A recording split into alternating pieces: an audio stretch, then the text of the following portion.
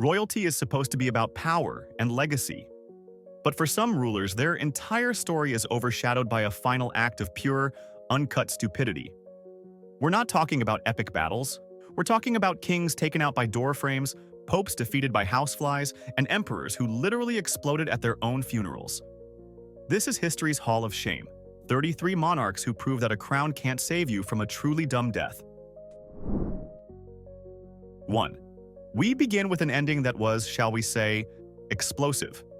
William the Conqueror, the tough-as-nails duke who took over England, deserved a legendary send-off. Instead, he got a farce. After suffering a fatal internal injury, his body was prepared for a grand funeral. The only problem? It was a hot summer, and the funeral was delayed. His corpse began to ferment like a human pressure cooker. When the time came to fit him into his custom-made stone sarcophagus, the attendants discovered a major issue. The Conqueror had expanded. With a great deal of shoving and grunting, they tried to force him in, but the laws of physics are absolute. The immense pressure caused his abdomen to rupture, unleashing a biological cloud of such apocalyptic stench that even the most stoic priests and nobles fled the church, gagging for their lives. His final conquest was against the sense of smell of his own subjects. 2. A king's list of potential enemies is long. Rival nations, treacherous relatives, ambitious assassins. Rarely does that list include inanimate objects. Yet, King Charles VIII of France met his end in a valiant one-sided battle against a doorframe. While excitedly heading to watch a game of royal tennis, the king was so engrossed in conversation that he failed to notice a low stone lintel. He slammed his head into it with a mighty thud, but, in a move of pure alpha male stubbornness, he brushed it off as nothing. He proceeded to watch the entire game, likely complaining about the player's form, before he suddenly collapsed hours later and died from a subdural hematoma. In the history of French warfare, this stands as a unique and humiliating defeat. Final score. Architecture, 1. Monarchy, 0. 3. The phrase, dying of laughter, is usually a metaphor. For King Martin of Aragon, it was a literal cause of death, delivered in a devastating two-punch combo of gluttony and comedy. The evening began with a Herculean feat of overeating, as the king single-handedly devoured an entire goose, leaving him with a catastrophic case of indigestion. As he lay groaning in bed, his favorite court jester entered and told him a joke.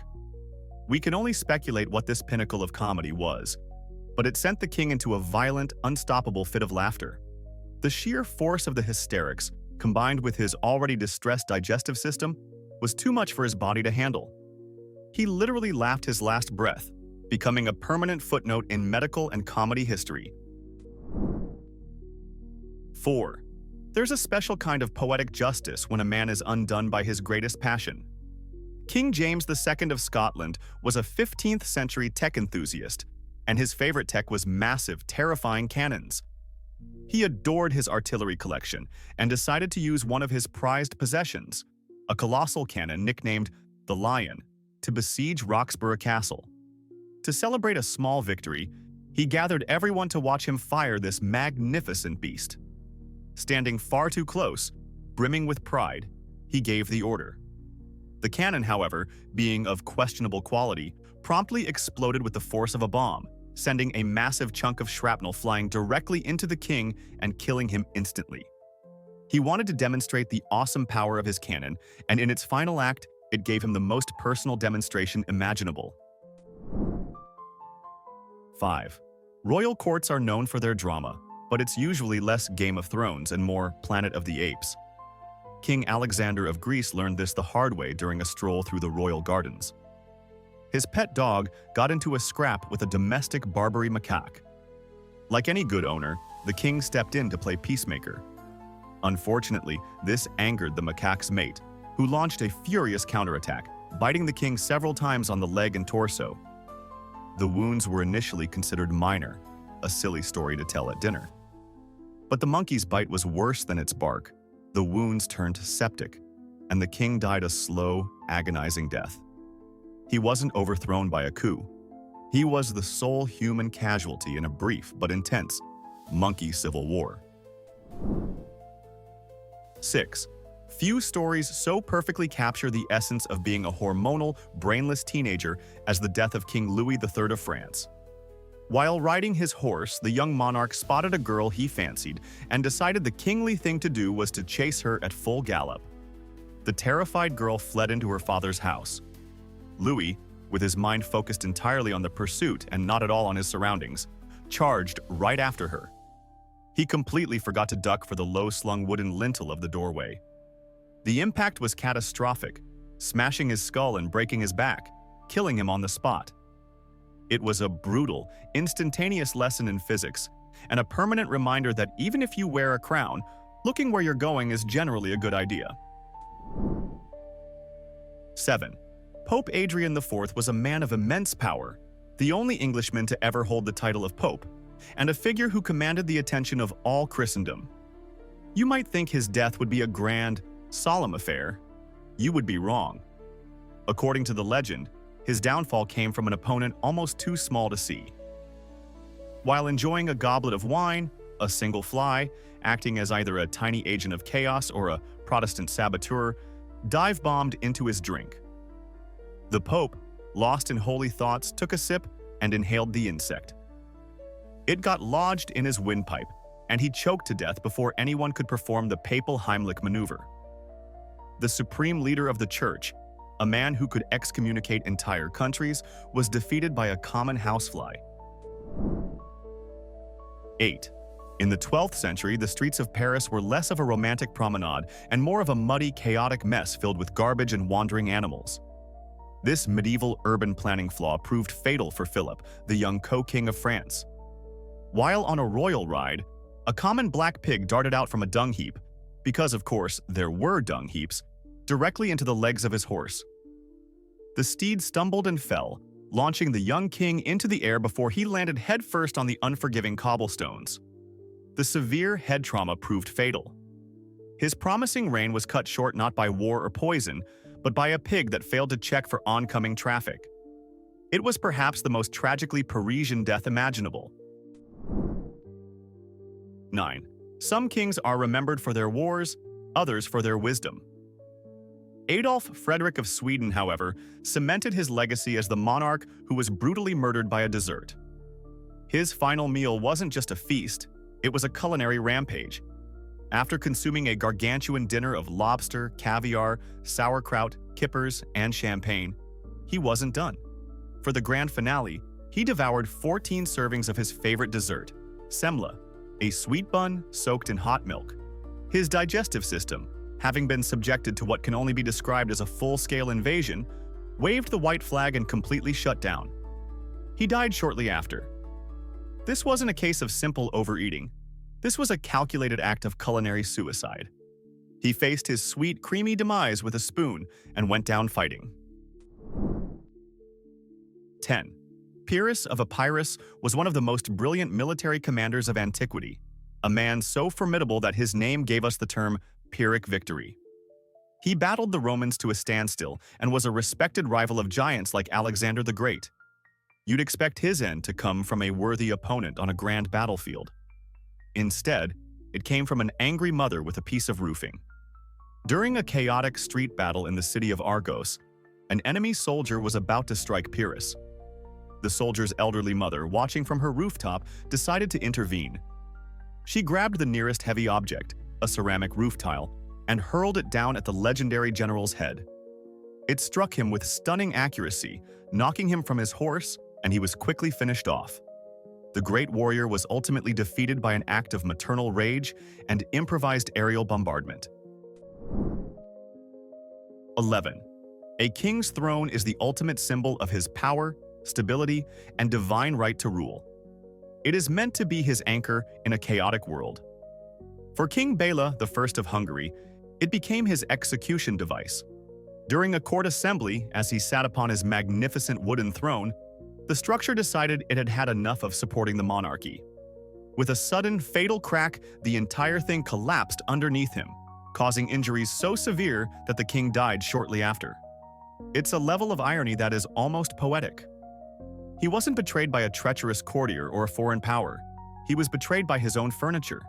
His reign came to a crashing halt, proving that when your time is up, even your own chair can turn against you. 12. Frederick Barbarossa, the Holy Roman Emperor, was the epitome of a medieval warrior king. A veteran of countless battles and a central figure in the Third Crusade, he was a fearsome legend known as Redbeard. He led a massive army across Europe, seemingly invincible. However, his epic quest came to a ridiculously anticlimactic end, not in a heroic battle, but in a small river in modern-day Turkey. In a fit of impatience, he decided to cross the shallow water on horseback rather than wait. He fell from his horse and, weighed down by his ridiculously heavy suit of armor, was unable to stand up. The legendary crusader, who had faced down entire armies, drowned in what was essentially a puddle. His state-of-the-art personal protection equipment became his own personal steel coffin. 13. History is filled with tales of kings being assassinated, but the death of Edmund Ironside of England truly reaches a new low, literally. Given the nickname Ironside for his incredible stamina in fighting the Danes, his final moments were anything but tough. According to one popular account, an assassin found the king's one true moment of vulnerability. The killer hid inside the cesspit beneath the royal outhouse and simply waited. When King Edmund sat down on the privy for a moment of quiet contemplation, the assassin thrust a dagger upwards from the depths of the filth, striking the king from the most undignified direction imaginable. It's a story that proves that no matter how mighty you are, a determined enemy can always find a way to get you at your worst. 14. Some rulers die by the sword, others by divine intervention. For the Roman Emperor Carus, it was allegedly the latter, with a rather specific and embarrassing detail attached. The official story is that he was struck down by a bolt of lightning during a military campaign, a dramatic, godlike end for an emperor. However, juicy rumors that circulated afterward painted a much less majestic picture. The gossip was that the divine lightning bolt just so happened to strike the emperor's latrine tent, precisely at the moment he was inside using it. We'll never know for sure if it was a direct smiting from Jupiter or just cosmic-level bad luck, but the possibility alone makes this one of history's greatest toilet tragedies. The gods, it seems, have a shocking sense of humor. 15. If there were a competition for the most shameful death in history, Duke Jing of Jin would be a strong contender for the gold medal. His end was foretold by a prophet who claimed the Duke would not live to eat the new harvest wheat. Furious, the Duke had the prophet executed and then sat down to a meal made from that very wheat to prove him wrong.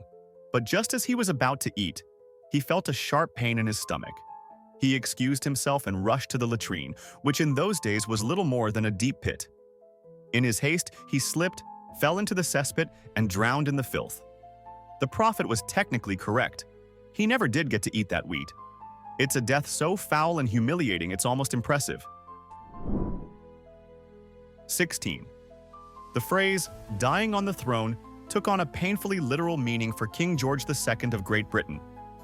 At the ripe old age of 76, the king was in his water closet at Kensington Palace, attending to his morning constitutional. According to his valet, who was waiting outside, there was a loud groan followed by a heavy thud. The king was found dead on the floor. An autopsy later revealed he had suffered a fatal aortic dissection, a massive tear in the main artery of his heart, likely brought on by the physical strain of his morning routine. He didn't die in battle or in bed surrounded by his family. The King of Great Britain and Ireland died because he pushed just a little too hard on the toilet. A truly unglamorous end to a royal reign. 17. We all know someone with a bit of a temper, but the Roman Emperor Valentinian I took anger to a professionally lethal level. During a tense negotiation with a delegation of Germanic chieftains, he became enraged by their insolent and demanding attitude. He didn't just get annoyed. He flew into a full-blown, purple-faced, vein-popping rage. He began screaming at the delegates with such volcanic fury that he burst a blood vessel in his brain and suffered a massive, fatal stroke right there on the spot. He literally yelled himself to death. The Germanic envoys, who came expecting a difficult negotiation, instead got a front-row seat to an emperor spontaneously self-destructing from sheer anger.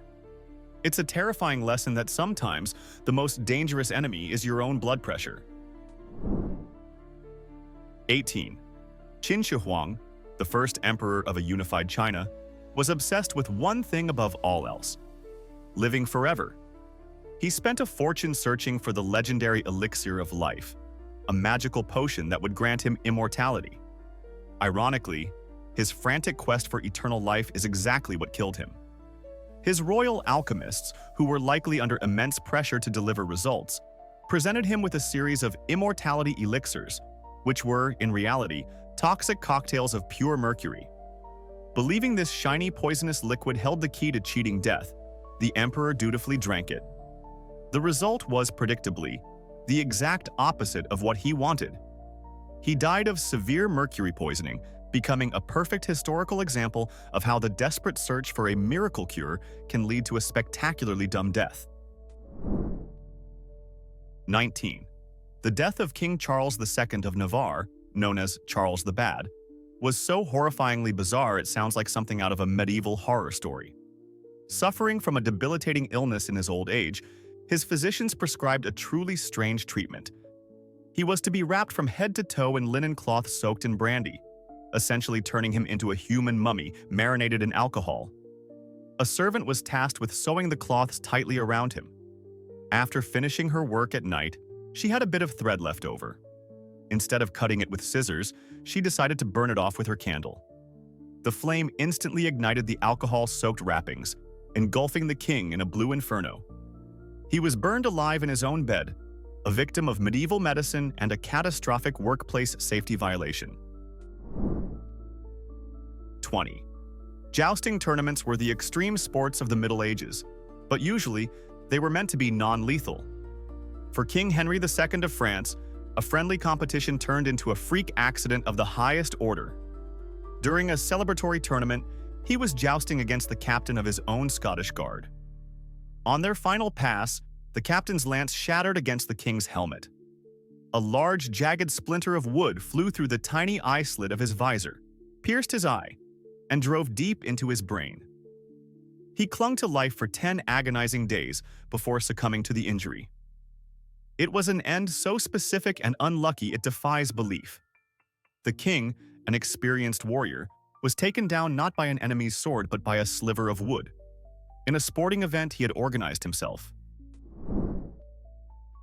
21. King John of England is mostly remembered for being a terrible king and for signing the Magna Carta. His death, however, was just as pathetic as his reign. After losing the crown jewels, his entire portable treasury, to the incoming tide in a swampy estuary, he fell into a deep depression. In his grief, he decided to self-medicate with a massive feast of unripe peaches and new, fizzy cider.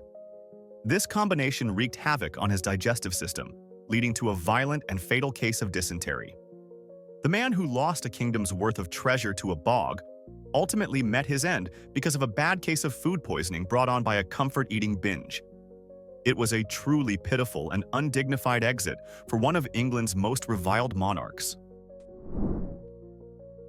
22. Royal court etiquette can be absurdly strict, but for King Philip III of Spain, it was fatally so. One cold day, the king was sitting by a roaring fire when it became too intense, and he began to overheat. Protocol, however, dictated that the king himself could not simply move his own chair.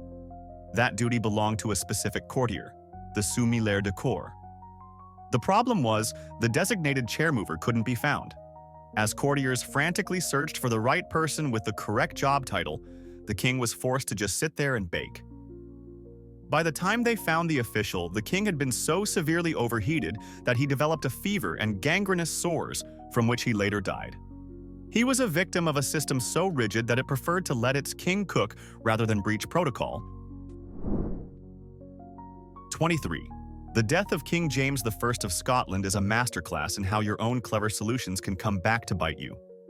When a group of assassins broke into his monastery hideout, the king desperately looked for an escape route. He remembered a sewer tunnel that led from beneath the floorboards to the outside. It was the perfect getaway. There was just one tiny problem.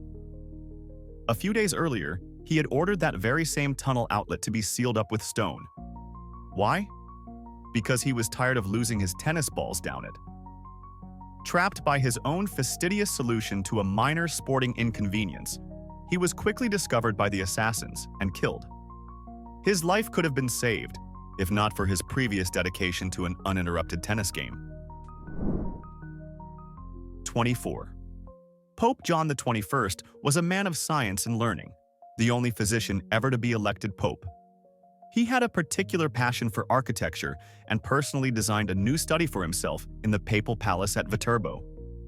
He was immensely proud of his work, creating what he believed to be a perfect space for scholarly pursuits. Unfortunately, his skills as an architect did not match his skills as a doctor. The roof of his newly constructed study was structurally unsound. One day, while he was inside, the ceiling collapsed, crushing him under the weight of his own grand design. The man who was supposed to be a master of healing was killed by his own fatally flawed hobby project, a divine lesson in the importance of hiring a professional contractor. 25. The story of King John of Bohemia is one of the most baffling and pointless displays of bravery in all of military history. At the Battle of Crécy, he was ready to lead his knights into the fray, but there was a significant problem. He had been completely blind for a decade. Undeterred by this rather major disability, he came up with a plan that was as insane as it was courageous. He ordered his knights to tie their horses' reins to his own, effectively creating a human cavalry chain, with him as the sightless centerpiece. He then commanded them to charge headlong into the thick of the English army. The outcome was predictable. He and his entire retinue were slaughtered. He sought a glorious death in battle and certainly found it, but his final act was the medieval equivalent of a blind man leading a conga line across a 6-lane highway. 26. King Alexander III of Scotland was a man who laughed in the face of destiny, and destiny did not appreciate it. On the day of a royal council meeting, a soothsayer publicly warned him that a catastrophic storm would strike the next day, bringing death and destruction. The king, a known skeptic, scoffed at the prediction. That night, despite a raging tempest outside, he decided he absolutely had to ride to be with his new young wife. Ignoring the pleas of his nobles, he set off into the storm. Somewhere along the dark and treacherous coastal path, his horse lost its footing, and both rider and steed plunged over a cliff to their deaths. The prophecy came true in the most direct and ironic way possible. He didn't just ignore a warning, he galloped headfirst into it for a late-night rendezvous. 27. Draco, the first legislator of ancient Athens, was known for his incredibly harsh laws, where even minor offenses were punishable by death. His name literally gave us the word draconian. You'd think such a severe man would meet a severe end. Instead, he was killed by an overwhelming show of public affection. After giving a speech in a theater, the citizens were so thrilled with him that they showered him with praise in the traditional Athenian way, by throwing their hats and cloaks at him. The adulation was so immense that he was soon buried under a massive pile of garments. Unable to free himself from the sheer weight of their love and respect, he suffocated to death. The man who wrote the book on capital punishment was, in the end, a victim of a deadly fashion avalanche. 28. A good fireworks display can bring joy and wonder to the masses. A bad one, however, can be fatal, as Archduke Leopold of Austria tragically discovered. To celebrate his sister-in-law's visit, the Archduke decided to personally orchestrate a grand pyrotechnic spectacle. He gathered a large quantity of gunpowder and flammable materials to create his masterpiece.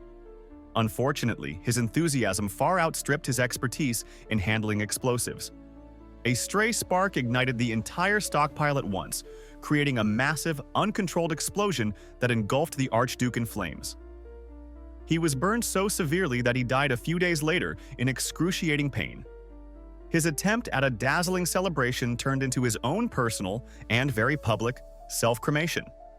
It was a short, spectacular, and incredibly dumb career as a pyrotechnician. 29. The tale of Georges de la Trémoille, a French nobleman, is a classic lesson in the fatal dangers of greed. When a fire broke out in his castle, panic ensued and everyone rushed to evacuate. Everyone, that is, except for Georges. He refused to leave the burning building without his most prized possession, a heavy chest filled with his treasure. While his servants and family fled to safety, he struggled desperately to save his worldly wealth from the flames. As he strained to move the impossibly heavy box, the burning floor beneath him gave way, and he plunged into the inferno below, clutching his precious gold. He valued his treasure more than his own life, and in the end, he lost them both, becoming a perfectly crisp and very rich corpse. 30. Emperor Maximilian II was a man of peculiar tastes, particularly when it came to his diet. He had an almost fanatical obsession with exotic fruits, especially melons. While a love for fruit is generally healthy, Maximilian took it to a bizarre extreme. For long stretches of time, his diet consisted almost exclusively of melons and cucumbers, washed down with copious amounts of wine. His physicians repeatedly warned him that this bizarre, liquid-heavy diet was putting immense strain on his kidneys, but the emperor refused to listen. Predictably, he eventually died of renal failure. He wasn't poisoned by a rival or struck down in battle. He was brought down by his own relentless, watery diet. He essentially drowned his internal organs one slice of melon at a time. 31. Most kings have to worry about assassins, political rivals, or invading armies. King Charles VII of France, however, should have been more wary of his own pets. He owned a beloved parrot, a creature he doted on and kept close. One day, for reasons known only to the bird, the parrot bit the king on his hand. The wound seemed trivial, a minor nip from a pampered pet. But this was an era before antibiotics. The seemingly insignificant bite became infected. The infection spread, and soon gangrene set in. The mighty king, who had seen France through the final phases of the 100 Years' War with the help of Joan of Arc, was ultimately killed by a bacteria introduced to his system by a moody pet bird. It was a slow, painful, and utterly avoidable demise. 32. King Christian VII of Denmark was known for his severe mental instability, living in a constant state of paranoia and anxiety. His fragile psyche finally shattered during the Napoleonic Wars. When a fleet of Spanish ships, allies of Denmark at the time, sailed into the harbor, the king was not informed of their friendly intentions. Seeing the foreign warships, he immediately jumped to the conclusion that it was a hostile invasion. The sheer terror of this imagined attack sent him into a panic so extreme that it triggered a fatal stroke. The man who ruled a nation died not from a real threat, but from a phantom one created by his own mind. He was literally scared to death by his own allies. 33. When you're sentenced to death by your own brother, you don't usually get to choose the method of your execution. But George Plantagenet, the Duke of Clarence, was apparently an exception. Condemned for treason against his brother, King Edward IV of England, legend claims he was given a choice. Being a notorious alcoholic with a particular fondness for sweet Malmsey wine, his alleged request was as unique as it was fitting. According to the popular story immortalized by Shakespeare, he asked to be drowned in a massive cask of his favorite beverage. While historians debate the literal truth of this tale, the fact that it was widely believed speaks volumes about his reputation.